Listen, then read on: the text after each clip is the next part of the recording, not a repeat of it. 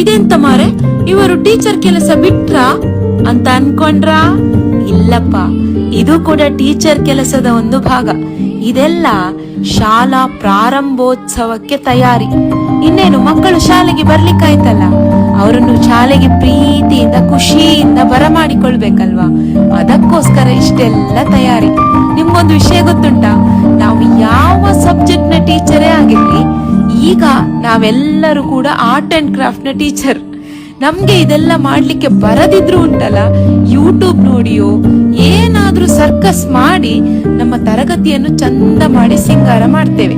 ಯಾಕೆ ಗೊತ್ತುಂಟಾ? ನಮ್ಮ ಮುದ್ದಿನ ಮಕ್ಕಳಿಗಾಗಿ.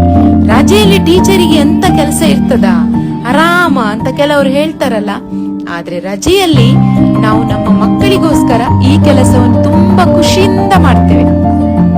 2 ತಿಂಗಳು ರಜೆ ಕಳೆದು ಬರುವ ಮಕ್ಕಳಿಗೆ ಮೊದಲ ದಿನ ಶಾಲೆಗೆ ಬರುವಾಗ ಮನೆಯ ನೆನಪು, ಅಮ್ಮನ ನೆನಪು ಕಾಡೋದು ಸಹಜ. ಈ ಬಣ್ಣ ಬಣ್ಣದ ಹಾಳೆಗಳಿಂದ ಸಿಂಗರಿಸಿದ ತರಗತಿಯನ್ನು ನೋಡಿ ಮಕ್ಕಳ ಮುಖದಲ್ಲಿ ಸಣ್ಣ ನಗು ಬಂದ್ರು ಸಾಕು. ನಮ್ಮ ಈ ಪ್ರಯತ್ನಕ್ಕೆ, ನಮ್ಮ ಈ ಶ್ರಮಕ್ಕೆ ಫಲ ಸಿಕ್ಕ ಹಾಗೆ.